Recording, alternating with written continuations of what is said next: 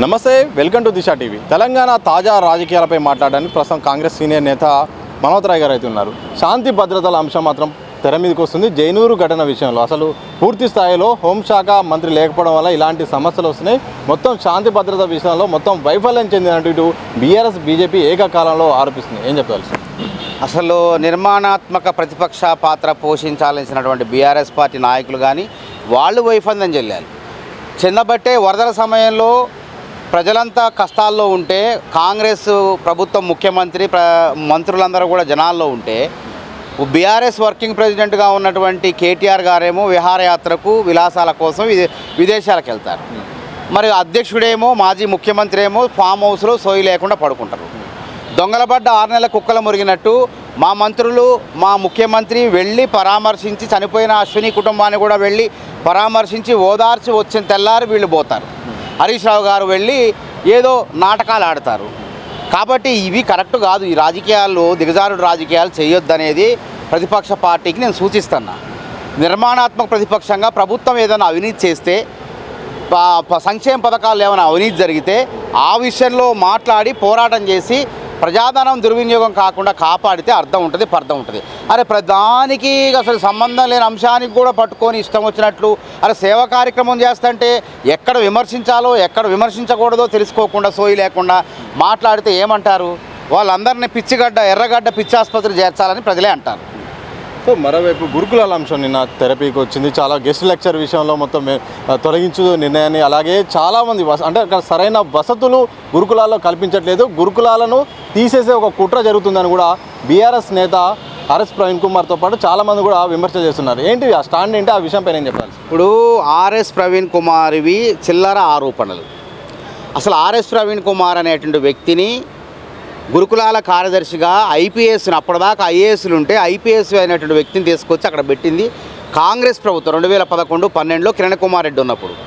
ఎందుకు ఈయన గురుకులాల కార్యదర్శిగా వచ్చి ఆడ బతిలాడుకొని ఎందుకు కార్యదర్శిగా వచ్చిండంటే పరిటాల రవి హత్య జరిగింది. అప్పుడు పరిటాల రవి గారు హత్య జరిగినప్పుడు ఈయన నా అనంతపురం ఎస్పీగా ఉన్నాడు. అక్కడున్న టీడీపీ కార్యకర్తలు పరిటాల రవి గారి అభిమానులు ఈ హత్యలో నీ పాత్ర ఉన్నది, నువ్వే కారణం అని చెప్పి వాళ్ళు అక్కడ తరిమితే భయపడి తెలంగాణ ఇటు వచ్చి హైదరాబాద్ వచ్చేసి మన డిప్యూటీ సీఎంగా ఉన్నటువంటి దామోదర్ రాజనరసింహ గారిని బతిలాడుకొని అదేవిధంగా కొప్పుల రాజు గారితో మాట్లాడి అప్పుడు కిరణ్ కుమార్ రెడ్డి గారిని వీళ్ళిద్దరు కలిసి కొప్పుల రాజు గారు రాజనరసింహ గారు ఒప్పిస్తే గురుకులాల సెక్రటరీ అవతారం ఎత్తుకొని రక్షింపబడింది. అదేవిధంగా ఈయన ఎక్సలెన్సీ పేరుతో ఈయన ఎస్పీగా ఉన్నప్పుడు పోలీస్ ఆఫీసర్గా ఉన్నప్పుడు కరీంనగర్, నల్గొండ, ఖమ్మము, ఈ వరంగల్ ప్రాంతాల్లో అనేక మందిని ఎస్సీ ఎస్టీ బీసీ మైనార్టీ వర్గాలకు చెందిన అమాయకుల్ని పొట్టన పెట్టుకున్నాడు అని చెప్పి ప్రజా సంఘాలు ఆగ్రహం వ్యక్తం చేసినాయి. కాబట్టి ఏం చేయాలా? అటు నుంచి ఒక రకమైన భయం, ఇటు నుంచి ఇంకో రకమైన భయం. ఈ భయాన్ని నుంచి తప్పించుకోవాలంటే అంబేద్కర్ ముసుగు వేసుకోవాలని చెప్పేసుకొని గుండు కొట్టించుకొని గురుకులాల కార్యదర్శి అవతారం ఎత్తుడు. ఇది వాస్తవం కాదా?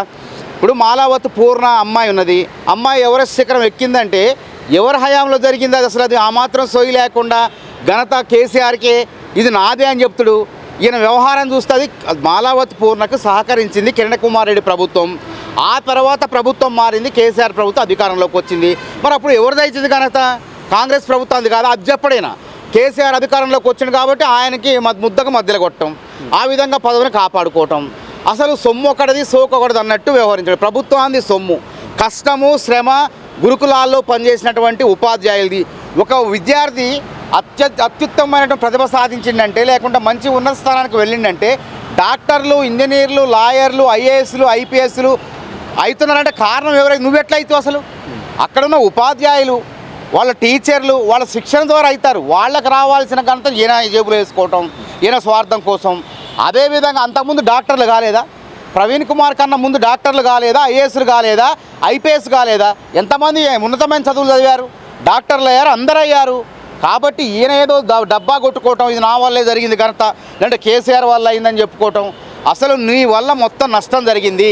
గురుకులాల్లో నీ హయాంలో 7.5 సంవత్సరాల పరిపాలనలో 1000 కోట్ల కుంభకోణం అవినీతి, పెద్ద ఎత్తున అవినీతి జరిగింది. దానిపైన రాష్ట్ర ప్రభుత్వం విచారణ జరపాలా. అసలు ఈ గురుకులాలను తీర్చిదిద్దింది ఎవరు? ఆ ఎస్ఆర్ శంకర్ అనేటువంటి ఒక మహానుభావుడు. ఆయన ఎస్సీ ఎస్టీ బీసీ మైనార్టీ వర్గాలు పేద వర్గాల వాళ్ళ అభ్యున్నతి కోసం ఆయన చిరకాలం జీవించినంత వరకు ఆయన అదే ఆశతో శ్వాసతో జీవించిండు. చనిపోయేటప్పుడు కూడా ఎంత ఆదర్శవంతంగా ఉండంటే చనిపోయేటప్పుడు కూడా చివరికి ఒక చొక్కా ప్యాంట్తోనే చనిపోయిండు. ఆయన ఏ ఆస్తులు కూడబెట్టుకోలేదు. అట్లాంటి నిజాయితీ పరుడు ఎక్కడ, నువ్వెక్కడ? అంటే రాజకీయ అవతారం ఎత్తాలని చెప్పి గురుకుల కార్యదర్శి తర్వాత రాజకీయాల్లోకి రావాలని, రాజకీయ అవతారం ఎత్తాలని ఒక స్వేరో ప్రైవేటు సైన్యాన్ని అక్రమంగా స్థాపించి మా స్వేరో గురుకులాల్లోనే స్వేరో కార్యాలయం స్థాపించడం లేదా? ఎంతమందిని స్వేరోలు ప్రిన్సిపాల్ అని ఇష్టం వచ్చినట్లు వేధించడం, రకరకాల ఇబ్బందులు పెట్టారు, ఎన్నో అక్రమాలు చేసిండు. జార్జ్ అనేటువంటి కేరళ వాడిని తీసుకొచ్చి ఆయనకు సంబంధం లేదు, ఆయనకు గురుకులాలతో సంబంధం లేదు, ఈ రాష్ట్రం కాదు, తెలంగాణ కాదు, తెలంగాణలో పిహెచ్డీ చేసిన ఎంతోమంది ఉస్మానియా కాకతీయలో ఆయన అనుచరులకు దిగిన వాళ్ళకు కూడా ఉద్యోగాలు ఇవ్వకుండా పక్క రాష్ట్రం జార్జి తీసుకొచ్చేసి ఆయన ఆడ కూర్చోబెట్టడం జరిగింది. అదేవిధంగా విజిలెన్స్ పేరుతో హుసేన్ అనేటువంటి రిటైర్డ్ సీఐని తీసుకొచ్చేసి ఆయన చెప్పు చేతల్లో పెట్టుకొని ఎంతోమంది ప్రిన్సిపాల్ని వేధించడం జరిగింది. ఎన్నో అక్రమాలు అంటే ఆర్థిక శాఖ అనుమతి లేకుండా ఎటువంటి నోటిఫికేషన్ లేకుండా అయిన ఇష్టానుసారంగా అసిస్టెంట్ కేర్ టేకర్లు అని వాళ్ళు జీతభత్యాలు అనేవాళ్ళు ప్రిన్సిపాల్ అక్రమంగా ఇవ్వాలి, దాని లెక్కపత్రం ఉండదు. ఎట్లా ఇచ్చిను, అసలు ఏ విధంగా ఇచ్చారు, ఇది అక్రమం కాదా? అసలు దీనిపైన విచారణ జరపాలి.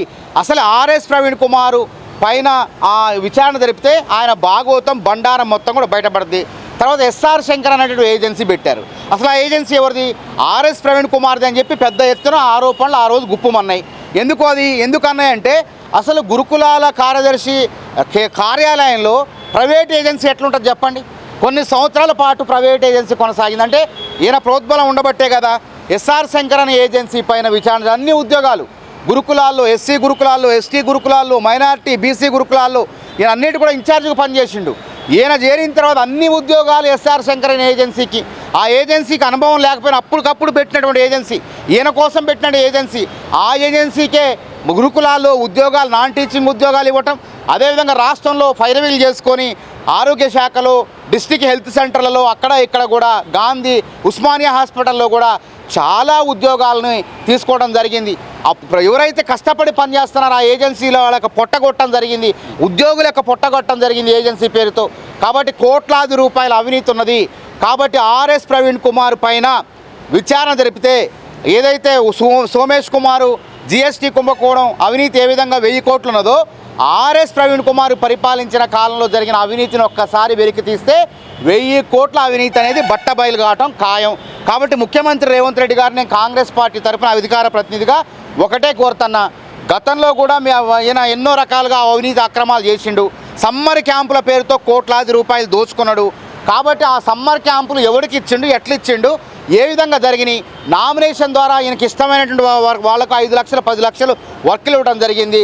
మెస్ కాంట్రాక్టర్లు కూడా ఈయనకు సంబంధించిన వ్యక్తులకే రాష్ట్ర వ్యాప్తంగా ఉన్న గురుకులాల్లో ఇవ్వడం జరిగింది. ఇది ఎట్లా సాధ్యమైంది? కాబట్టి అనేక ఉల్లంఘనలకు పాల్పడినటువంటి ఆర్ఎస్ ప్రవీణ్ కుమార్ ఇప్పుడు బీఆర్ఎస్ పార్టీలో చేరి నీతులు మాట్లాడుతాడు.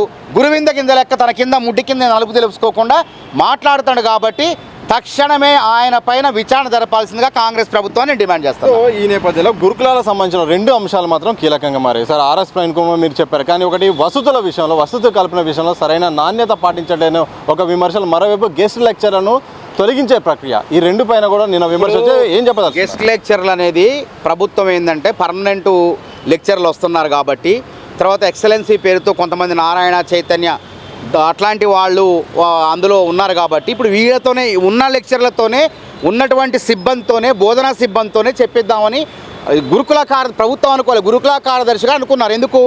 ఈయన పావలా పనికి 10 రూపాయలు పెట్టడం, పావలా పెట్టాల్సిన చోట 10 రూపాయలు పెట్టిండు. ఒక సైన్ బోర్డు రాయడానికి 2000 అవుతుంది మామూలు చిన్నగా గురుకుల సాంఘిక సంక్షేమ గురుకుల పాఠశాల కళాశాలను రాయడానికి. అట్లాంటి రాష్ట్ర వ్యాప్తంగా సైన్ బోర్డులు 2000 రూపాయల సైన్ బోర్డుని 25,000 రూపాయలకు అదనంగా ఖర్చు పెట్టి ప్రజాధనాన్ని దుర్వినియోగం చేసిండు. కావాలని అవసరం లేకపోయినా కొన్ని చోట్ల తీసుకొచ్చిండు. అసలు గురుకుల పిల్లగాళ్ళంటే ప్రతిభ కలిగిన వాళ్ళు పరీక్ష రాయటం ద్వారానే, ఎగ్జామ్ రాయటం ద్వారానే గురుకులాల్లో ప్రవేశిస్తారు. వాళ్ళ పదును ఉన్న ఉపాధ్యాయులే పదును పెడితే వాళ్ళు ఇంకా శక్తివంతులు అవుతారు, డాక్టర్లు అవుతారు, ఇంజనీర్లు అవుతారు. గతంలో అయ్యారు, ఆర్ఎస్ ప్రవీణ్ కుమార్ ముందు అయ్యారు, ఆర్ఎస్ ప్రవీణ్ కుమార్ రాజీనామా చేసిన తర్వాత కూడా డాక్టర్లు అయ్యారు, ఇంజనీర్లు అయ్యారు. మరి ఇప్పుడు చెప్పమని ఆయన్ని. కాబట్టి సరే, వాళ్ళ అర్ధాంతరంగా మధ్యలో ఆపేయటం మంచిది కాదని ముఖ్యమంత్రి గారు చొరవ తీసుకున్నారు. వాళ్ళని వెనక్కి పిలిపించారు. వాళ్ళని పని చేయించారు. అది క్లియర్గా తెలిసిపోయింది. తర్వాత నేను అనేది ఏంటంటే ఈయన సెక్రటరీగా ఉన్నంత కాలంలో ఎన్నడన్నా ఏ విద్యార్థి సంఘాన్ని లోపల పోనిచ్చిండా? నిన్న సిగ్గు లేకుండా ఎట్లా పోయిండేనా? అసలు ఎట్లా పోతాడు? మేము విద్యార్థి సంఘాలు పోయి అక్కడ పిల్లలు బాధపడుతున్నారని మేము మాట్లాడితే నియంతృత్వంగా అణిచివేసిండు, ఎవరిని కూడా అడుగు పెట్టనీలేదు. అట్లాంటి చట్టాలు తీసుకొచ్చిండు. మరి ఈరోజు ఎట్లా పోయినావు? ఎందుకు ముసలి కన్నీళ్ళు కాస్తున్నావు అంటే నీ రాజకీయ ప్రయోజనం కోసం అంటే నువ్వు బీఆర్ఎస్ పార్టీలో చేరినావు కాబట్టి కాంగ్రెస్ ప్రభుత్వం పైన ఎక్కడ కూడా విమర్శించడానికి ఏలెత్తి పెట్టడానికి అవకాశం లేదు. నిరుద్యోగ సమస్యలో ఏలు పెట్టాలని చూశారు, కుదరలేదు. రైతుల రుణమాఫీ విషయంలో చూశారు, కుదరలేదు. కాబట్టి సున్నితమైనటువంటి గురుకులాలని రెచ్చగొడదాం, వాళ్ళ తల్లిదండ్రులు రెచ్చగొట్టే కార్యక్రమంగా నేను వీడియో కూడా చేయటం మాట్లాడిండు. నిజంగా గురుకులాలని ఈయన అభివృద్ధి చేస్తున్న పేరుతో సర్వనాశనం చేసింది ఆర్ఎస్ ప్రవీణ్ కుమార్. ఆడ అభివృద్ధి జరగలే. గురుకులాల నిధులన్నీ కూడా ఈయన బినామీ వ్యక్తుల జేబులోకి పోయినాయి అని చెప్పేసి స్పష్టంగా ఆధారాలు ఉన్నాయి, సాక్ష్యాలు ఉన్నాయి. అందుకే విచారణ జరపాలంటున్నాం. అదేవిధంగా అది ప్రభుత్వంలో ఉన్న కార్యదర్శి గారు తీసుకున్న నిర్ణయం వాళ్ళది కాబట్టి వాళ్ళందరూ కూడా సంతోషంగా ఉన్నారు. కాబట్టి ఇక్కడ ఎవరికి సమస్య లేదు. ఆర్ఎస్ ప్రవీణ్ కుమార్ రాజకీయ భవిష్యత్తుకే సమస్య, ఉనికి ప్రమాదం ఏర్పడింది. కాబట్టి ఆ గురుకులాలని రెచ్చగొట్టి, ఆ విద్యార్థులను రెచ్చగొట్టి, ఆయన మనుషులే ఇంకా చాలామంది ఆ గురుకులాల్లో టెస్టేసి ఉన్నారు. ఆ గురుకులాల్లో కీలకమైన పదవుల్లో ఉన్నారు, మెస్ కాంట్రాక్టర్లు ఉన్నారు. కావాలని వాళ్లే సమస్యలు సృష్టిస్తున్నారు. కాబట్టి ముఖ్యమంత్రి గారు ఇట్లాంటి ఆర్ఎస్ ప్రవీణ్ కుమార్ చెంచాలు చాలామంది ఇంకా గురుకులాల్లో తిష్టవేసి ఉన్నారు. ఇంటెలిజెన్స్ విభాగాల ద్వారా సమాచారం తెప్పించుకొని వాళ్ళని వేయకపోతే ఇదే విధంగా రెచ్చగొట్టే కార్యక్రమాలు చేసి రాజకీయ లబ్ధి పొందే ప్రయత్నం చేస్తారు. తద్వారా పిల్లలు ఆగమవుతారు. కాబట్టి అప్పుడు గురుకులాలు ఈ గురుకులాలు ఉమ్మడి రాష్ట్రంలో 269 సుమారు 200 దాకా ఉన్నాయి అన్ని గురుకులాలు కలిపి. కానీ వీళ్ళు వచ్చి 1020 గురుకులాలు వేశారు. అరే ఎవడు అసలు నువ్వు పక్కా భవనాలు లేకుండా, వస్తువులు లేకుండా, వనరులు లేకుండా, మౌలిక వస్తువులు కల్పించకుండా అద్దె కొంపల్లో, అది వీళ్ళకి సంబంధించిన బీఆర్ఎస్ నాయకుల బినామీ ఆస్తులకు సంబంధించిన భవనాల్లోనే వాటికి లీజుకు తీసుకోవడం జరిగింది. ఈ అవినీతిలో ఆర్ఎస్ ప్రవీణ్ కుమార్ పాత్ర కూడా ఉన్నది.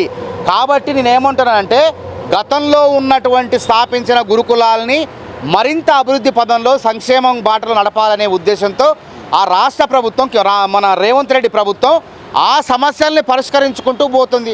ఉపాధ్యాయులు నియమించిన మేము సక్రమంగా వాళ్ళని నియమించి వాళ్ళు చక్కగా విద్యాబుద్ధులు చెప్పే ప్రయత్నం చేస్తున్నాం. కాబట్టి ఇవి గత తప్పిదాలని సవరించుకుంటూ పోతుంటే ఇక్కడ ఏజెన్సీలను ఎత్తివేస్తుంది రాష్ట్ర ప్రభుత్వం. అవుట్సోర్సింగ్ ఏజెన్సీలు ఎత్తివేస్తే ఆర్ఎస్ ప్రవీణ్ కుమార్ బినామీ సంస్థలకు ముప్పు వాటిల్ది. కాబట్టి ఏం చేయాలా?